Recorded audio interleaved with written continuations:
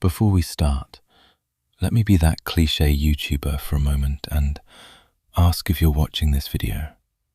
Please take a second to like, comment, and subscribe.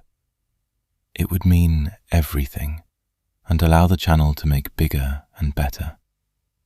Thanks, guys. Enjoy the video. Turn down the lights and don't look behind you.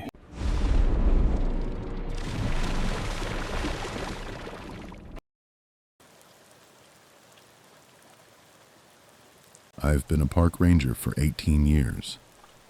Search and rescue for 12 of those.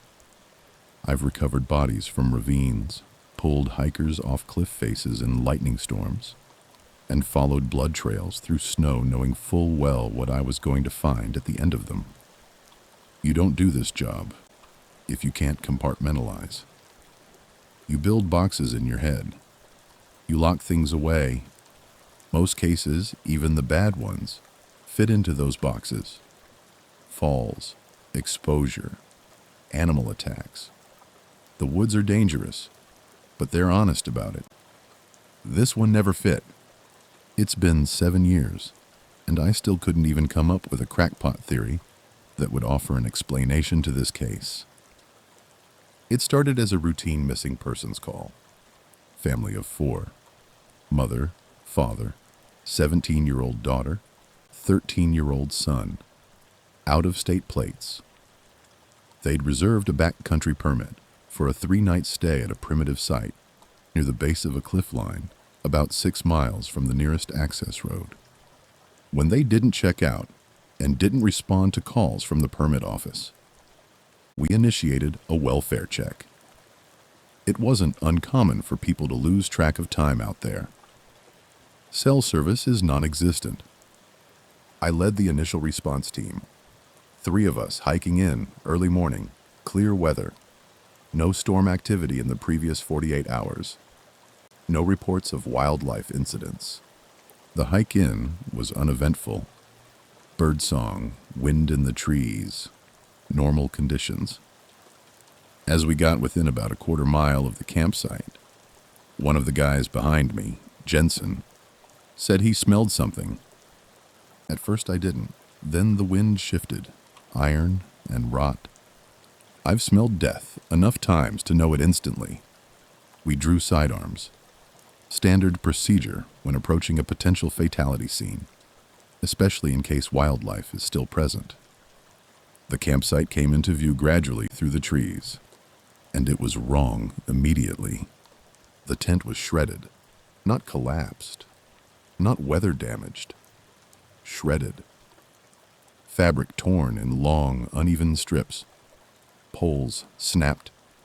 Stakes ripped from the ground. It looked less like something that had been taken down and more like something that had been attacked. There were drag marks in the dirt, deep ones, and blood. Not a little, a lot. We split up, keeping each other in sight. Jensen found the father first. He was about 20 yards from the tent, partially on his back, partially turned to the side as if he'd tried to crawl. His head was not attached to his body. It was placed several feet away, deliberately. I've seen decapitations before, machinery accidents, a train strike once, but this was not mechanical. The cut wasn't clean. It was jagged, torn, and yet thorough. His eyes were gone. The sockets were empty. His tongue was missing. Removed cleanly at the root. No signs of scavenger feeding on the face. No tearing consistent with coyotes or bears. The rest of the body had minimal predation. It looked intentional. We called it in. Secured the area as best we could. About 10 minutes later, Alvarez radioed that he'd located the mother. She was farther out, closer to the tree line. What I remember most is her hands. They were tangled in her own hair. Clumps of it were scattered around her body. There were deep scratch marks on her scalp, enough that she'd torn skin away in places. Defensive wounds on her arms, bruising along her ribs, Her abdomen had been opened, partially eaten. That part, at least, could have been wildlife. But like the father, her eyes were gone. And her tongue. There was no blood pooled beneath her head for either removal, meaning it likely happened while she was still alive. We secured the perimeter and called for additional units. 2 deceased adults, 2 minors unaccounted for. The daughter and the son. The cliff face rose sharply about 50 yards from the campsite. Not a sheer drop, but a steep, jagged ascent with narrow ledges and unstable rock. That's where we found the boy. Halfway up. There's a ledge about 3 feet wide, roughly 30 feet above the base. It's not easily accessible without climbing experience. He was lying on his side, facing outward. From below, he looked like he was asleep. No visible trauma to the body, no signs of a fall, no broken limbs. We had to set ropes to reach him safely. When I got up there, I understood why Jensen had gone quiet on the radio. The boy's face was peaceful. No terror frozen in his expression. No contortion. Just stillness. His eyes were gone. His tongue removed. No tearing around the mouth. No damage to the jaw. Clean. He'd been placed there. There's no way he climbed that ledge himself after sustaining that kind of injury. There was minimal blood on the rock surface.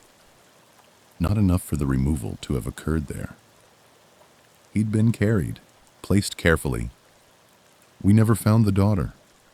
We searched for 9 days, ground teams, K-9 units, aerial sweeps. We repelled the cliff face top to bottom, checked every crevice, every ravine, every game trail. Nothing. No clothing scraps, no blood, no footprints we could isolate from the chaos around the campsite. The official cause of death for the parents and son was homicide. Cause unknown. No clear weapon identified. Animal involvement was ruled out by the forensic team. There were no bite patterns consistent with known predators for the removal of the eyes and tongue. The cuts, if you can call them that, didn't match blades either. Too uneven. Too precise in some areas, and too violent in others. There were no defensive wounds on the boy. The mother had defensive wounds. The coroner later concluded that she had likely ripped the hair out of her own head. Something seen in episodes of extreme fear and distress, he said. That made my skin crawl. The father had signs of struggle. The tent fabric showed tearing consistent with significant force, but not claw marks. More like ripping. Here's the part that never made it into the public report. There were no tracks. Not human ones, not animal ones. Around the campsite, yes, chaos. Footprints from the family. Disturbances from our own response team after the fact. But leading in or out from the deeper forest, nothing. The soil around that area holds impressions well. We've tracked missing hikers days later through that same terrain. There was no clear path of approach. It was as if whatever did this started inside the perimeter of their campsite, or came from above. One detail keeps replaying in my head. The boy's position on that ledge. When I was up there securing him for descent, I noticed something in the dirt beside him. Very faint. Finger marks, small ones. Like someone had gripped the rock edge and pulled themselves forward, facing outward, as if he had been made to look. At what? I don't know. Another detail. The mother's fingernails. They were packed with dirt and something else. Fibers. Dark, coarse, not consistent with their tint material. The lab couldn't match it to any known wildlife fur in the region. The daughter's disappearance was treated as an abduction. Roadblocks were set up. Nearby towns were canvassed. Nothing. No sightings and no ransom, no remains. After 2 years, she was declared deceased in absentia. I don't believe she died there. If she had, we would have found something. Instead, we found absence. That's what haunts me more than the bodies. I've worked bear maulings, mountain lion attacks. Those scenes are violent, yes, but they make sense. You can reconstruct them. You can follow the logic of hunger, territory, defense. There was no logic here, just removal. Eyes, tongues. As if someone, or something, didn't want them to see, didn't want them to speak. I've gone back to that cliff line on patrol since then. Every time, I look up at that ledge. Sometimes I think I see movement higher up along the ridge. Probably deer. Probably shadows. But there was one evening, about a year after the incident, when I was alone on late patrol. The light was fading, the wind was still, and I heard something from up near the cliffs. A girl's voice, not screaming, just calling. Soft. Dad? It echoed faintly off the rock. I stood there for a long time listening. It didn't repeat. When I reported it, it was logged as likely auditory carry from another hiking group. Sound travels strangely in canyons. That's the explanation. That's the box I'm supposed to put it in. But I've worked this park long enough to know when there are other hikers in range. That night, there weren't any permits issued for that zone. We never closed the campsite permanently. Officially, there's no reason to. But no one stays there long. People report feeling watched, uneasy. One couple requested relocation after claiming something was walking around their tent at night, but never stepping on leaves. No sound of approach, just presence. I still do search and rescue. I still walk those trails, but that case lives in a box I can't quite seal. 3 bodies recovered, 1 never found. And sometimes, when the wind moves the right way along the cliff face, it almost sounds like someone trying to call down from above. Soft, waiting for someone to answer.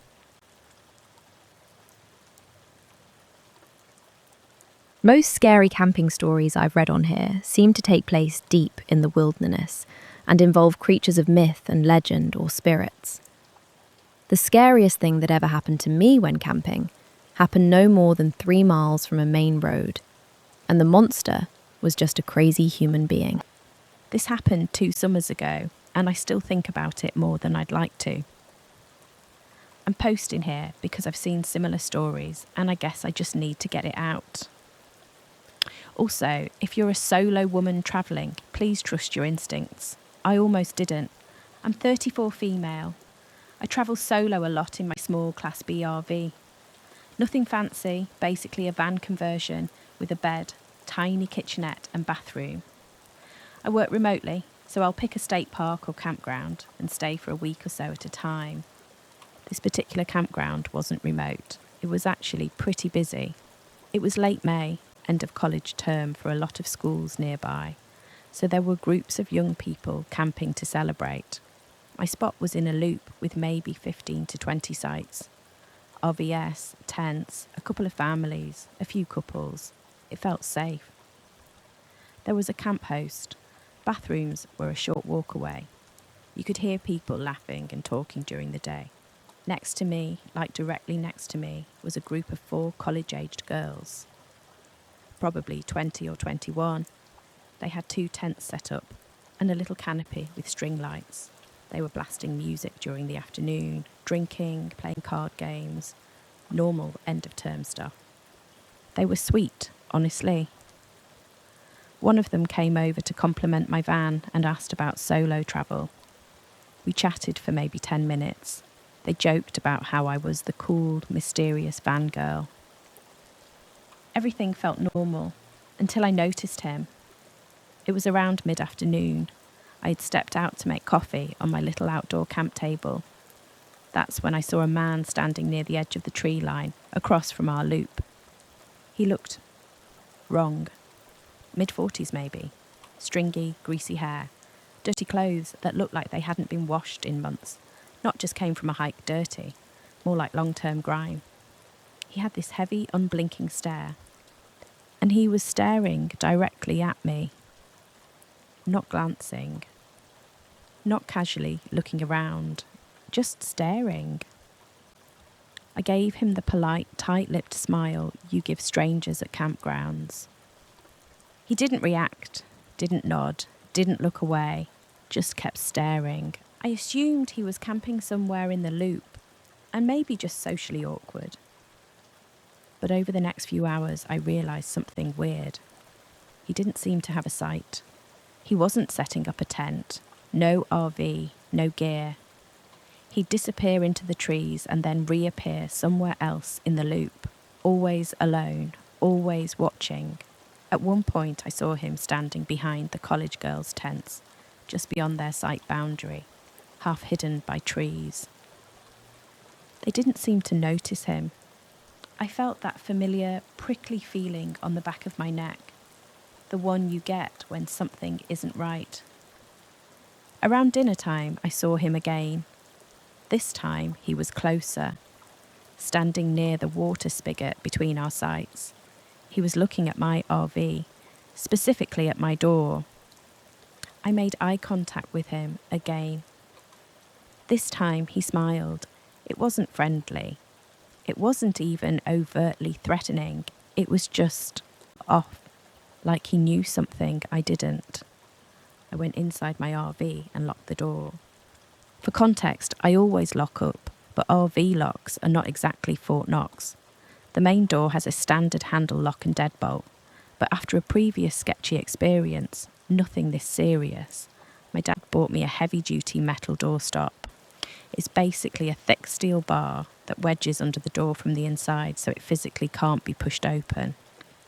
It's annoying to use, but I had it. That evening, the girls next to me were partying harder. Music, laughing, some shouting. A couple of them were clearly drunk. Around 10 p.m, quiet hours technically started, but they were still talking loudly and playing music at a lower volume. I didn't mind. It felt better than silence. I peeked out my window once and saw him again. He was standing at the edge of their campsite, not interacting, just watching. One of the girls stumbled out of a tent laughing and almost ran into him. She jumped and said something like, "Oh my God, you scared me." He didn't respond, that I could hear. She laughed it off and went back toward her friends. He didn't move for a long time. Eventually he drifted back toward the trees. That's when I decided to use the doorstop.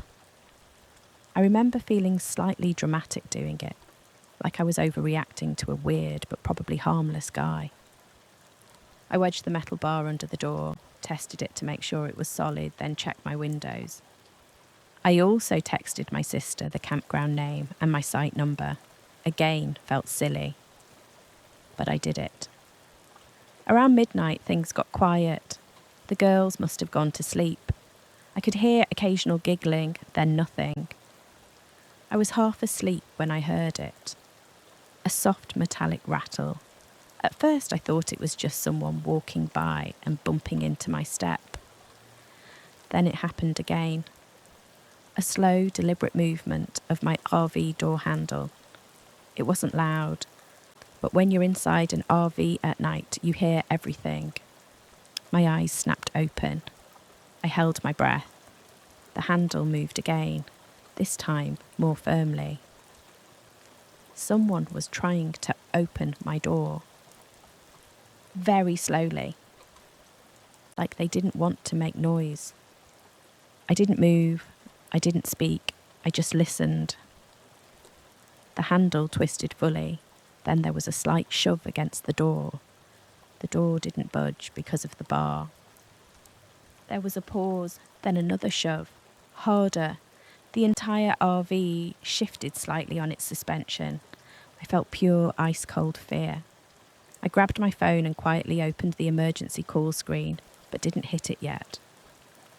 I didn't know if I was overreacting. I didn't want to call 911 if it was some drunk idiot messing around. Then the door handle started shaking. Not violently, but insistently. Like someone testing how secure it was. And then it stopped. I heard slow footsteps move away from my door. I stayed completely still for what felt like an hour. Eventually, I must have fallen asleep from sheer exhaustion, because the next thing I remember is waking up to sirens. Lots of sirens. I sat up disoriented and looked out the window. Police cars, ambulance, flashing lights everywhere, and screaming. Not party screaming, real screaming. I jumped out of bed and looked through the small gap in my curtain toward the girls' campsite. 2 of the girls were sitting on the ground wrapped in blankets, sobbing. One was being loaded onto a stretcher. There was blood on the ground near one of the tents. I felt like I was going to throw up. Off to the side, in handcuffs, was the man from the woods. He looked completely different in daylight with police around him. Wild-eyed, hair even messier than before. His clothes were smeared with something dark. He was shouting. I couldn't hear everything, but I distinctly heard, "I am the Prince of Darkness." And, "I need wives. I need to build my dynasty." One of the officers told him to shut up. He started laughing instead. High, manic laughter. A ranger came around asking if anyone in the loop had seen or heard anything suspicious. My hands were shaking so badly I could barely speak.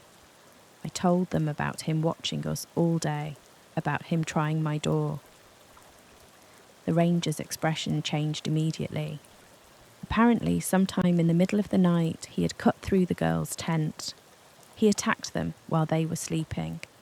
2 of them managed to fight him off and start screaming, which is what alerted nearby campers and the camp host.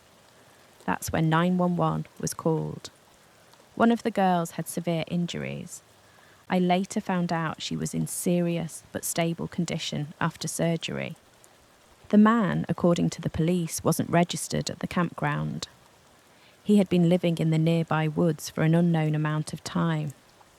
They found a makeshift camp deeper in the tree line later that day. He had a history of severe mental illness and prior arrests for trespassing and assault. As they were loading him into the back of a police car, he suddenly went quiet. Then he turned his head and looked directly at me. I was standing next to my RV talking to an officer. He locked eyes with me in a way that made my skin crawl, and he smiled. Not the blank smile from the day before, a knowing smile. And he said very clearly, "She's the real one. That's the one I wanted." One of the officers pushed his head down into the car and shut the door. I couldn't breathe. I keep thinking about the doorstop, if I hadn't used it. If I had brushed off my instincts and thought I was being dramatic. He tried my door first. I don't know if it was random. I don't know if he had been watching me specifically all day, but he tried my door before he went to their tent. I left the campground that afternoon. I couldn't stay. The girls' families came. News crews showed up. It turned into a whole thing. I've continued travelling in my RV, but I upgraded my locks. I added cameras. I don't ignore that off feeling anymore. To the man who lived in the woods and called himself the Prince of Darkness and wanted to take wives, let's absolutely never meet again.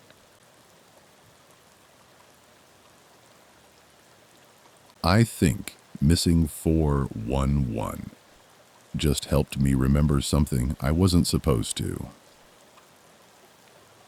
I don't really know where to post this. I've been lurking here for a while, mostly reading threads about disappearances, national parks, and the whole missing 411 phenomenon. If you don't know what that is, it's basically A collection of strange disappearances in wilderness areas, a lot of them involving kids, weird search patterns, impossible distances, bodies found in places that had already been searched. I used to think most of it was exaggerated campfire nonsense. But I've been binging missing 411 content for the last 2 weeks. Podcasts, interviews, documentaries. And it brought back a memory I haven't touched in years. Not because I forgot, because I think I buried it. This happened in 2009. I was 10 years old. It was my first big scout trip. Not just our troop, but a multi-troop regional campout at a U.S. national park. I won't name the park publicly because I'm not trying to get sued or start rumors. But it was big, forested, rugged. The kind of place that shows up in those missing 411 stories a lot. There were maybe 60 to 70 kids total, scattered across a few clustered campsites near a tree line. We were there for a week. I remember how proud I felt riding the bus up there without my parents. It felt like real adventure. The first few nights were perfect. We did hikes during the day, learned knots, built a rope bridge over a shallow creek. One night we had a huge shared campfire, and all the troops came together. Leaders told dumb stories.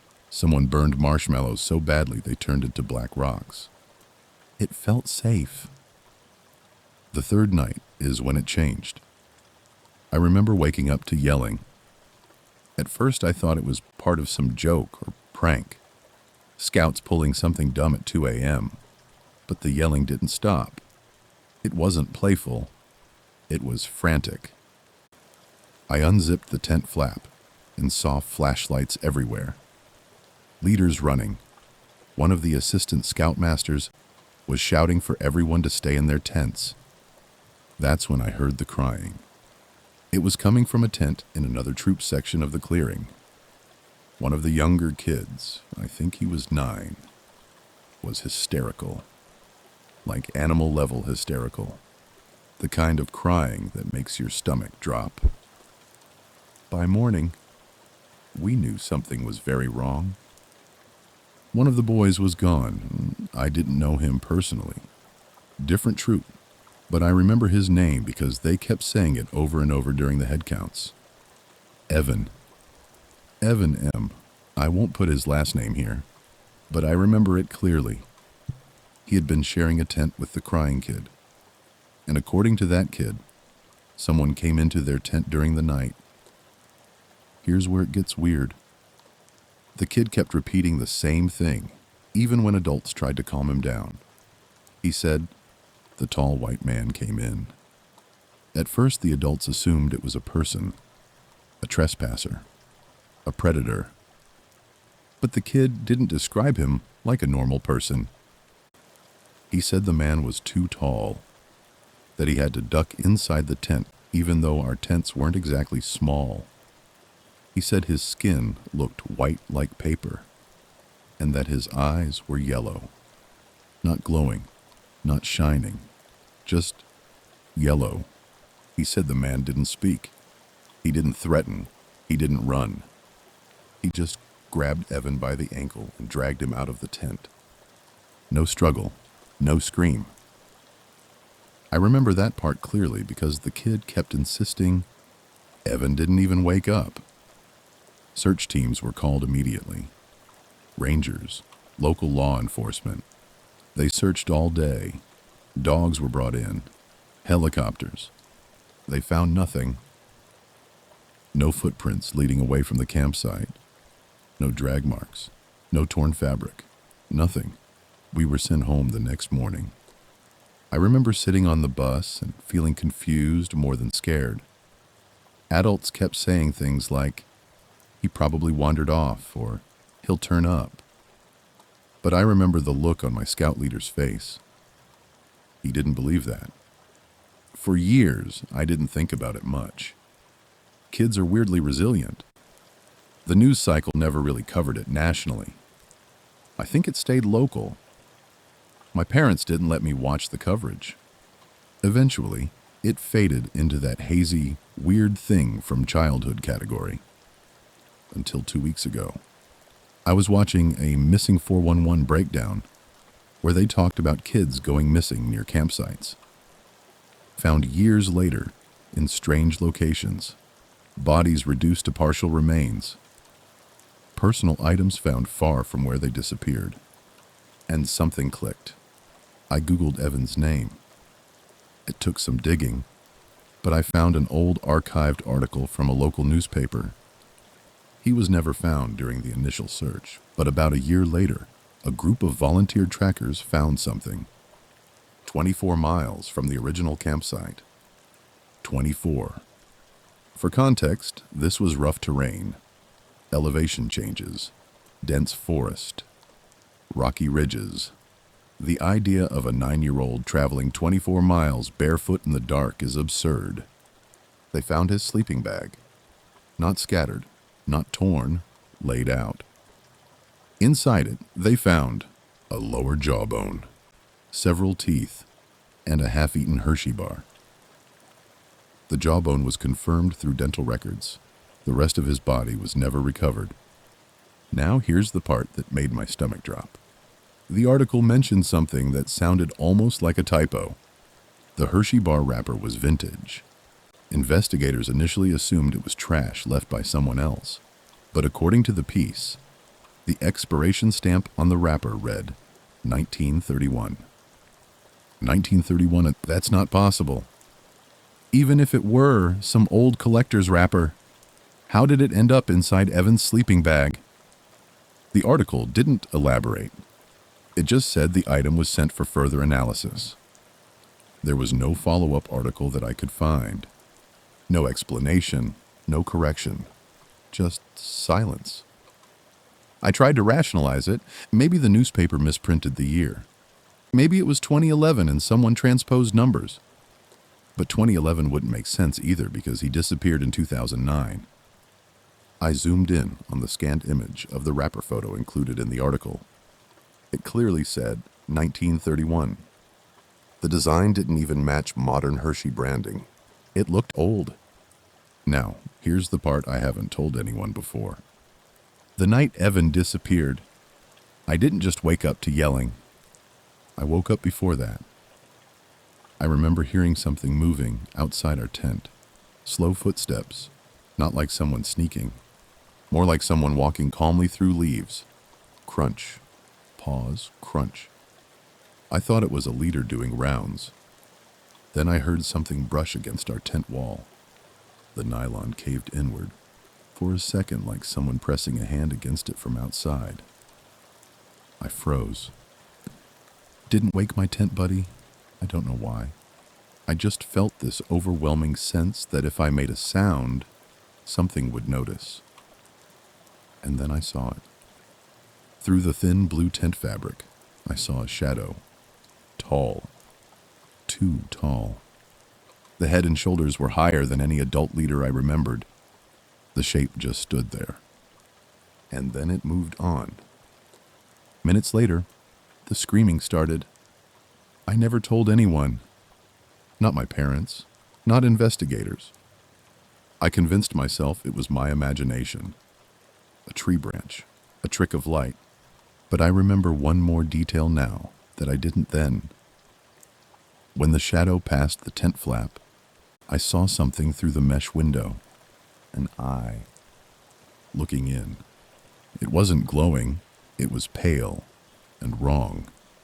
Like the color of old paper left in the sun too long. Yellowed. I don't know what happened out there. I don't know how a kid gets carried 24 miles without leaving a trace.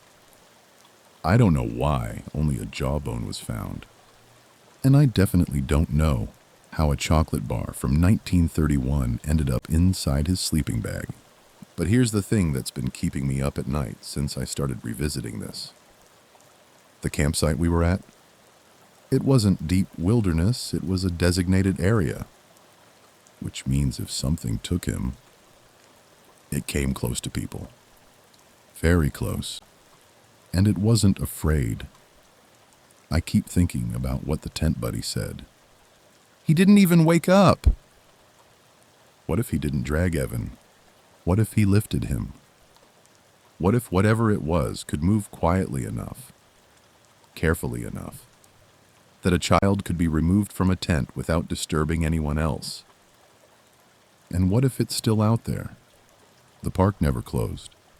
Campsites are still open every summer. Families still go. Kids still sleep in tents. I haven't gone camping since, and I don't think I ever will again. Because sometimes, when I'm lying in bed at night, I hear it. Crunch, pause, crunch.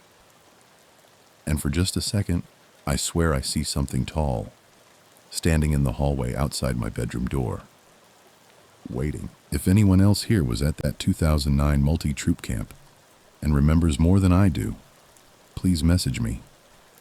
I need to know if I'm crazy, or if something in those woods has been doing this for a very, very long time. Long enough to remember 1931.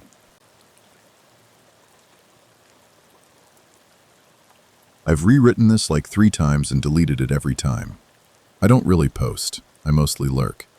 But this has been sitting in my head for years, and I'm tired of carrying it around by myself. I'm not a paranormal guy. I don't believe in cryptids, skinwalkers, whatever. I'm pretty practical. I used to solo backpack a lot, in my mid-20s. Long loops, deep backcountry stuff. I liked being alone. I liked the quiet. I think us outdoor types are pragmatic people.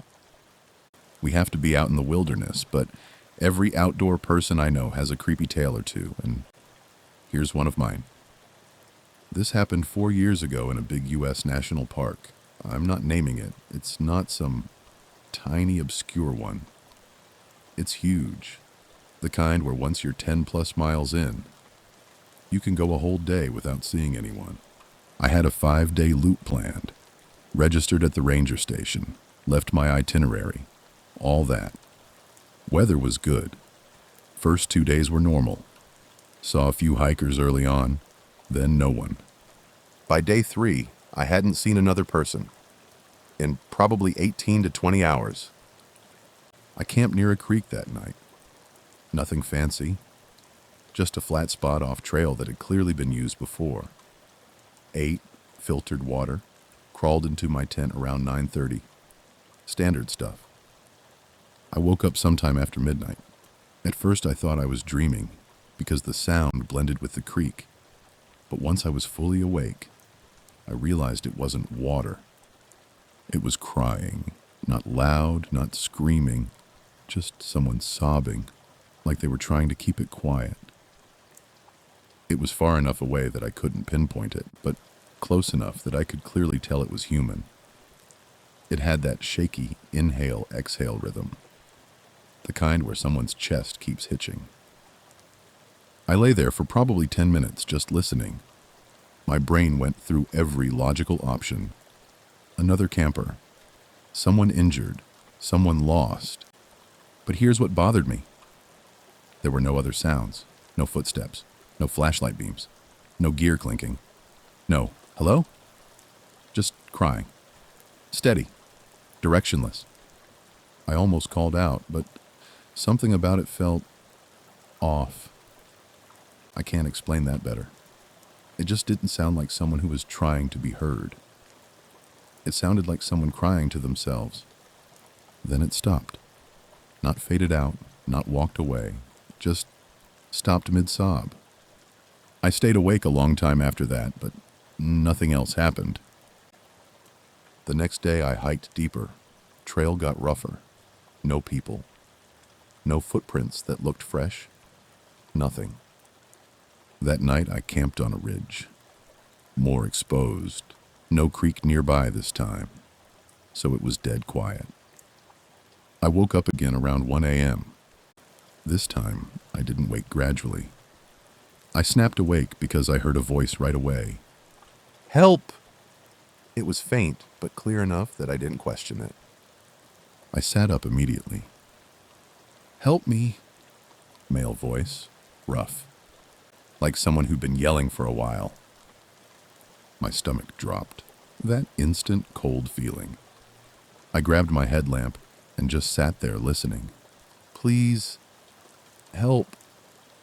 It sounded farther away than my first campsite had been from the crying, but it also sounded wrong, not emotional enough. I unzipped my tent and stepped out with my headlamp on. The beam barely reached past the first few trees. "Hey!" I yelled. "Where are you?" Silence. Then, after a few seconds, "Over here." It didn't sound closer. It didn't sound farther. It sounded the same. Like it wasn't actually coming from a direction. I turned slowly, trying to triangulate it. "Are you hurt?" I asked. A pause. Too long of a pause. "Yes." The word dragged unnaturally long, like someone imitating pain instead of being in pain. I took a few steps away from my tent. "Can you see my light?" Silence again. "Then, please." But it wasn't the same tone. The desperation was gone. It sounded flat, almost curious.